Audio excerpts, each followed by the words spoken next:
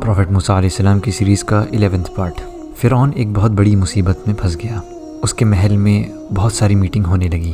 اس نے آرمی کو بلایا، پولیس کو بلایا اور تمام بڑے بڑے لوگوں کو بلایا۔ اس نے وزیر، راجکمار، پادری، ہر کسی کو بلایا۔ اس نے ان تمام لوگوں کو بلایا جو سماج میں ایک بڑا عہدہ رکھتے تھے۔ فرعون نے اپنے ایک آدمی سے پوچھا کہ لوگ کیا کہہ رہے ہیں۔ اس نے کہا کہ میرے آدمی لوگوں کے بیچ پھیل چکے ہیں، اور موسیٰ اس لیے جیتا کیونکہ یہ ایک پلان کا حصہ تھا، اور ایک بہت بڑے جادوگر نے اس کے ساتھ مل کے یہ پلان بنایا۔ یہ پلان اب تو سب کے سامنے آ چکا ہے، اور مجھے لگتا ہے کہ کسی اور نے اس چیز پر پیسہ خرچ کیا تھا۔ فرعون نے پھر پولیس سے پوچھا، اچھا بتاؤ، جو جادوگر تھے جو مر گئے ہیں ان کے جسموں کا کیا ہوا؟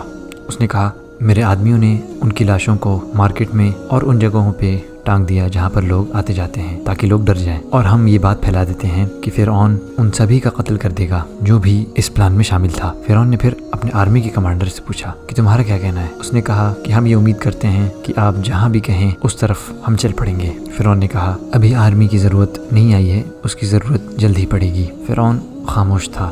حامان جو اس کا پردھان منتری تھا وہ اٹھا اور اپنے ہاتھ کو اٹھاتے ہوئے بولنے لگا۔ فرعون نے اسے اجازت دی۔ حامان نے کہا، کیا ہم موسیٰ اور اس کے لوگوں کو ایسے ہی چھوڑ دیں گے تاکہ وہ دوسرے جتنے لوگ اس زمین پر ہیں ان کے عقیدے کو خراب کریں اور آپ کی عبادت کو چھوڑ دیں؟ فرعون نے کہا، اے حامان، تم نے تو میرے ذہن کے خیالات کو پڑھ لیے ہیں۔ ہم ان کے بیٹوں کا قتل کریں گے، ان کی عورتوں کے ساتھ زیادتی کریں گے اور ان پہ غلبہ حاصل کر لیں گے۔ اس نے فرمان جاری کر دیے، اور فرعون کے آدمی دوڑ پڑے اور لڑکوں کا قتل کرنے لگے، عورتوں کے ساتھ زیادتی کرنے لگے، اور جو بھی ان چیزوں کے خلاف کچھ بولتا اسے وہ جیل میں ڈال دیتے۔ موسیٰ علیہ السلام یہ سب کچھ دیکھ رہے تھے۔ وہ کچھ نہیں کر پا رہے تھے کیونکہ ان کے پاس اتنی طاقت نہیں تھی کہ ان سب چیزوں کو روک پاتے۔ وہ لوگوں کو صبر کی تلقین کر رہے تھے۔ انہوں نے اللہ سے دعا کی کہ ان ظالموں پہ اللہ کا عذاب نازل ہو۔ انہوں نے لوگوں کو سمجھایا اور ان جادوگروں کی مثال دی جنہوں نے اللہ کے واسطے سب سہا بنا کسی شکایت کے۔ انہوں نے اپنے لوگوں کو سمجھایا کہ فرعون کے آدمی تو ایسے برتاؤ کر رہے ہیں جیسے کہ زمین ان کی اپنی ملکیت ہو۔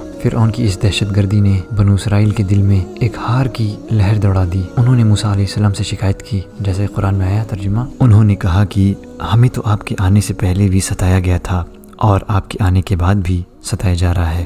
موسیٰ نے کہا، امید رکھو کہ اللہ تمہارے دشمن کو ہلاک کر دے گا اور تمہیں زمین میں اس کا جانشین بنا دے گا، پھر دیکھے گا کہ تم کیسا کام کرتے ہو۔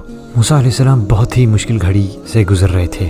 وہ فرعون کے غصے اور اس کی چال بازی کا سامنا کر رہے تھے، اور ساتھ ہی ساتھ وہ اپنے ہی لوگوں میں سے کچھ لوگوں کی بغاوت جھیل رہے تھے۔ انہی سب کے بیچ میں قارون چلا۔ قارون موسیٰ علیہ السلام کے لوگوں میں سے تھا۔ وہ بہت امیر تھا اور ایک بہت بڑے محل میں رہتا تھا۔ وہ بہت زیادہ مہنگے مہنگے کپڑے پہنتا تھا۔ اس کے بہت سے نوکر چاکر تھے، اور وہ تمام طرح کی آرام دہ چیزوں کا لطف اٹھاتا تھا۔ اس کی اتنی ساری دولت نے اسے گھمنڈی بنا دیا۔ قارون غریبوں کے ساتھ اچھے سے پیش نہیں آتا تھا، اور ان سے کہتا تھا کہ تم لوگوں کی جو یہ غریبی ہے یہ تمہاری کم عقلی کی وجہ سے ہے۔ وہ یہ سمجھتا تھا کہ اس کے پاس جو کچھ بھی ہے وہ اس کی چالاکی اور اس کی تجارت کرنے کے طریقے کی وجہ سے ہے۔